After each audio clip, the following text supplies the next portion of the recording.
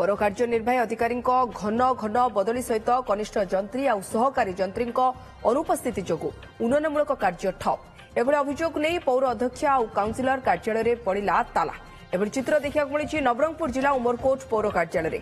पौर निर्वाचन पर नूतन पौर परिषद गठन को 3 वर्ष बीती जाइथिले भी पौर कार्यनिर्वाही अधिकारी घन घन बदली जो कौन उन्नयनमूलक कार्य हो पारु नाही। पौर अधिकारी माने पौरांचल बाबद किछि बुझिबा पूर्व बदली हो जाउछि, जहा फल 3 वर्ष मध्य कौन नूतन उन्नयनमूलक कार्य हो पारु नाही। कनिष्ठ जंत्री और सहकारी जंत्री अभाव जो पौर संस्थार विकासमूलक कार्य बाधा सृष्टि होउछि। तेबे टेंडर हो पारु नाही कि काम सरीथिले ठिकादार को बिल हो पारु नाही बोली अभियोग करछथि काउंसिलर।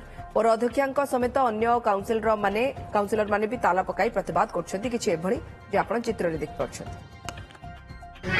उमरकोटवासी आम को निर्वाचित कर पठाई उमरकोट विभिन्न समस्या बुझा एवं म्युनिसिपालिटी लोक आसिक केमती काम सुरुखुरु करे से व्यवस्था बुझापी। आज को वर्षे भितर 8 थर एक्जिक्यूटिव ऑफिसर चेंज है। 15 दिन जड़े 15 दिन पर जड़े आउ 15 दिन पर जड़े ए प्रकार चलती कौन डेवलपमेंट काम हो पारना। जी आज आसले मु तो नी जी आसला से कह मु नी ए प्रकार अवस्था। आज को 2 मास जाई ना कौन डेवलपमेंट काम हो पारना। जिते कंस्ट्रक्शन काम बंद हो जाए छोटिया आम कम गोटे करने जाई ना जो पारना। एवं जो कंट्राक्टर भाई मैंने काम कर सारी आज 6 मास वर्ष है बिल पैठ होनी हैरान कराऊँ।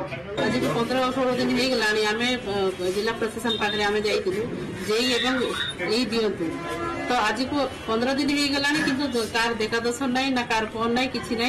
तो आम कौन से लोक काम हो पार ना ना आम कंट्राक्टर माने काम सारिकी काम सारे तार बिल हो पार ना। तो आम ऑफिसर कहते मोर बासी जाऊ मोर कौन जाऊँ।